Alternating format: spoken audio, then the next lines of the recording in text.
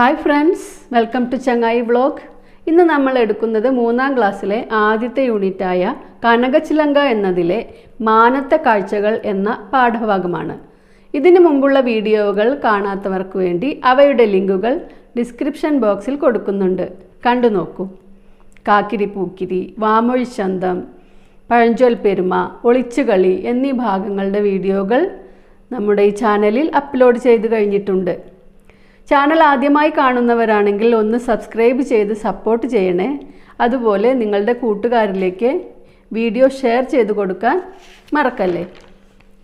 നിങ്ങൾക്ക് ആവശ്യമായ 3ാം ക്ലാസ്സിലെ മറ്റു വീഡിയോസ് എല്ലാം സ്റ്റാൻഡേർഡ് 3 2024, അതായത് സ്റ്റാൻഡേർഡ് 3 2024 എന്ന പ്ലേ ലിസ്റ്റ് നോക്കിയാൽ കിട്ടും. എന്നാൽ നമുക്ക് ക്ലാസ്സിലേക്ക് കടക്കാം. കടങ്കവിത മട്ടിലുള്ള ഒരു രചനയാണ് മാനത്തെ കാഴ്ചകൾ എന്ന ഈ പാഠഭാഗം.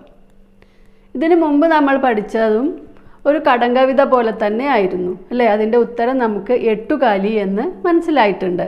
അപ്പോൾ നമുക്ക് ഈ കവിത ഒന്ന് വായിച്ചു നോക്കാം. കടങ്കഥകളിൽ ഒളിപ്പിച്ചു വെച്ച ഉത്തരങ്ങൾ തേടുന്നത് ഇഷ്ടമായല്ലോ. പാട്ടായാലും പറച്ചിലായാലും കടങ്കഥകളുണ്ട്. ഇതൊന്ന് വായിച്ചു നോക്കൂ. മാനത്തെ കാഴ്ചകൾ. നീലക്കായലിളിളകും തിരയിൽ നീരില്ല നിലയില്ല, നീരു ചേരാ കായലേതെന്നിത്തിരിപ്പൂവേ ഇത്തിരിപ്പൂവേ, തീരമില്ല കായലകലെ കാണുമാകാശം കാണുമാകാശം. ചോദ്യവും ഉത്തരവും പോലെയാണ് ഈ കവിത. നമ്മൾ ആദ്യം വായിച്ച 4 വരികളും ചോദ്യമാണ്, ഇത്തിരിപ്പൂവിനോട് ചോദിക്കുന്ന ചോദ്യം. അതിൻ്റെ ഉത്തരമാണ് അടുത്ത പ്രാവശ്യത്തെ 2 വരികൾ. ഇനി അടുത്തതിൽ നോക്കൂ. നീലക്കായലിൽ ഇളകും വഞ്ചിയിൽ ആളില്ല തുഴയില്ല, കാറ്റിലുലയും തോണിയേതൻ സിന്ദൂരപ്പൂവേ സിന്ദൂരപ്പൂവേ, വാനിലെ പൊൻതോണിയല്ലി ചന്ദ്രക്കലരൂപം ചന്ദ്രക്കലരൂപം. ഇപ്പം ചോദ്യം ഉത്തരം മനസ്സിലായോ? അടുത്തത്. ദൂരക്കായലിൽ ഒഴുകും കനലിനു തീയില്ല പുകയില്ല, ചൂടുകിട്ടാ തീക്കനലേതൻ മന്ദാരപ്പൂവേ മന്ദാരപ്പൂവേ, കൈവിളക്കു കണക്കു കത്തും സ്വർണ്ണ നക്ഷത്രം സ്വർണ്ണ നക്ഷത്രം. അല്ലേ? ഈ കവിത എഴുതിയത് പ്രഭാവർമ്മയാണ്. കവിത കേട്ടിട്ട് എന്ത് മനസ്സിലായി? എന്തെങ്കിലും മനസ്സിലായോ? കുറച്ചൊക്കെ മനസ്സിലായിട്ടുണ്ട് അല്ലേ? ഇനി നമുക്ക് കവിതയുടെ ഓരോ വരിയും വിശദമായി നോക്കാം. നീലക്കായലിൽ ഇളകും തിരയിൽ നീരില്ല നിലയില്ല. 2 വരി എടുക്കാം.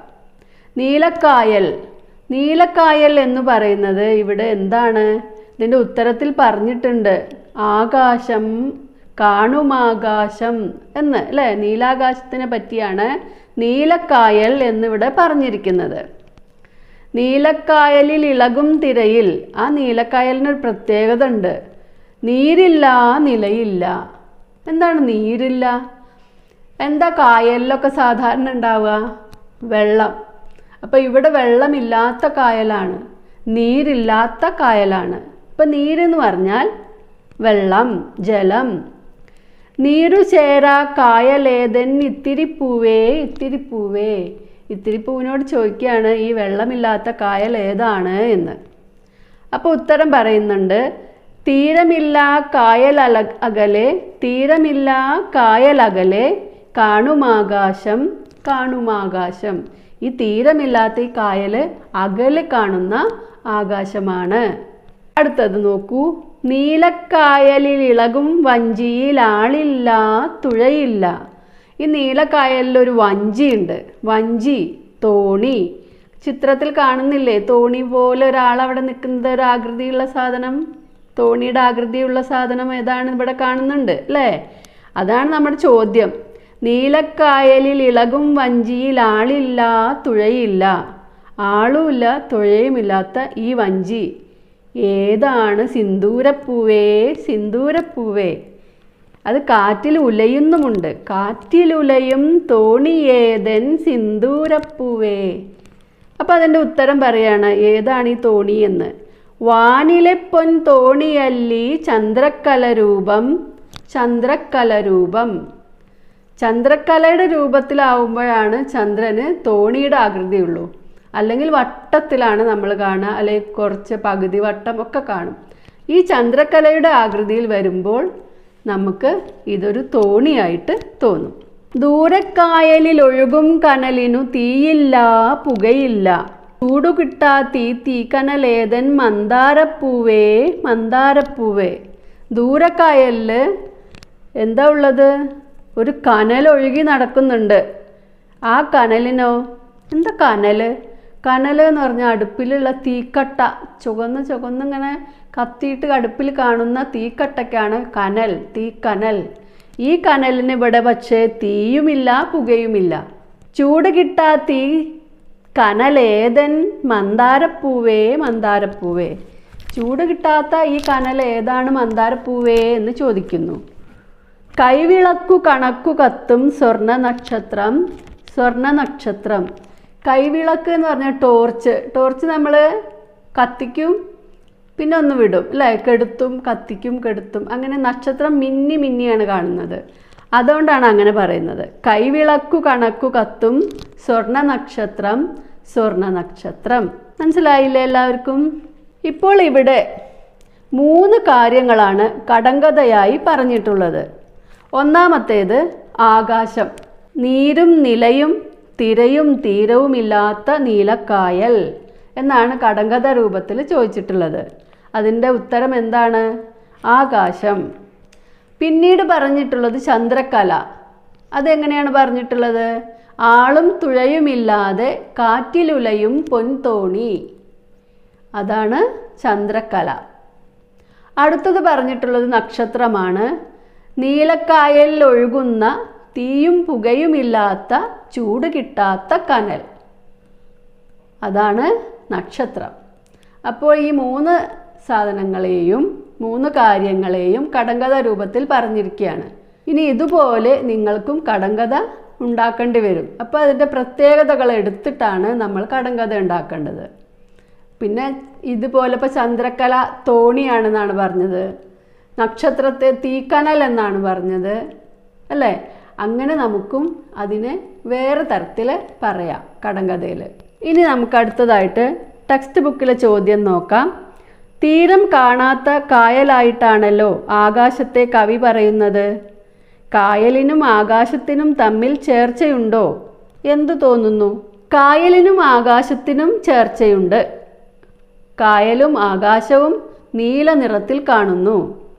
അതുപോലെ കായലിനും ആകാശത്തിനും അതിരില്ലാത്തതുപോലെ നമുക്ക് തോന്നാറുണ്ട് അല്ലേ? ആകാശത്തിൻ്റെ അറ്റം എവിടെയാണ്?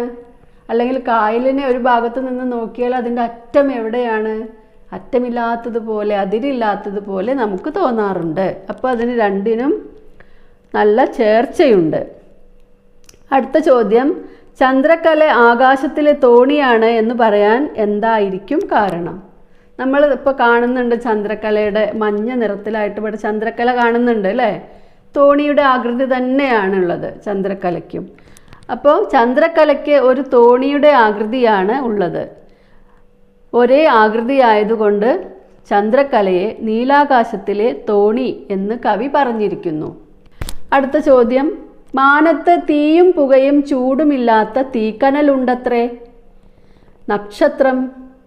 നക്ഷത്രം എന്ന് ഉത്തരം കിട്ടുന്ന മറ്റൊരു കടങ്കഥ പറയാമോ? നിങ്ങൾ കേട്ടിട്ടുണ്ടായിരിക്കും അല്ലേ നക്ഷത്രങ്ങളുടെ കടങ്കഥ?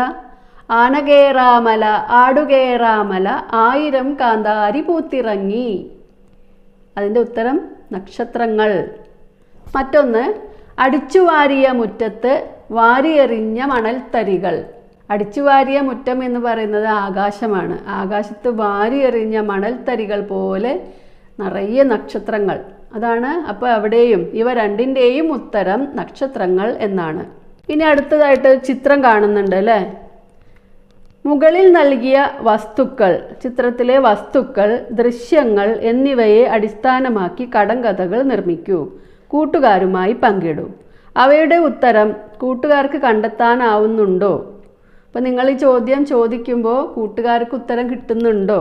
നിങ്ങളുടെ ചോദ്യം നല്ലതാണെങ്കിൽ ഒരുവിധം കുട്ടികൾക്ക് ഉത്തരം കിട്ടും. നിങ്ങളുടെ ചോദ്യം അതുമായിട്ട് ബന്ധമില്ലെങ്കിൽ ഉത്തരം കിട്ടാൻ വളരെ പ്രയാസമാണ്.